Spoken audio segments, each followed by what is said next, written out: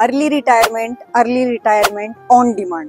आज जे पण बिलो 30 यंग जनरेशन आहे त्यांची डिमांड आहे की मला अर्ली रिटायरमेंट हवंय, कारण ते जो जॉब करताय तो जॉब त्यांच्या मनासारखा नाहीये किंवा तो इतका हेक्टिक आहे की त्याच्या बदल्यात त्यांना भरमसाठ सॅलरी मिळते तरी पण त्यांना तो जॉब नकोसा झालाय।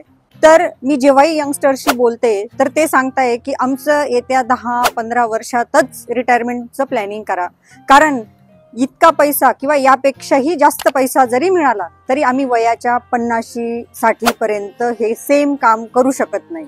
तर मग रिटायरमेंट, आपल्याला वाटायचं की रिटायरमेंट म्हणजे 50 नंतरची रिटायरमेंट, पण आता अर्ली रिटायरमेंट तुम्हाला जर करायची असेल तर तुम्ही आत्ता जो पैसा कमवताय त्या पैशातून तुम्ही इतके पैसे बाजूला टाका, ते इन्व्हेस्ट करा की येणाऱ्या 10-15 वर्षानंतर त्या पैशांनी तुमच्या सॅलरी इतकी अमाऊंट इन्फ्लेशनला बीट करून जनरेट केली पाहिजे, जेणेकरून तुम्ही काम केलं काय किंवा नाही केलं त्याचा तुमच्या लाईफस्टाईलवर काहीच परिणाम होणार नाही। तर मग ज्यांना स्वतःची अर्ली रिटायरमेंट करायची आहे त्यांनी वेल्थ क्रिएशनला संपर्क साधा आणि मी सर्वांकरता घेऊन येते रिटायरमेंट प्लॅनिंगची एक सिरीज।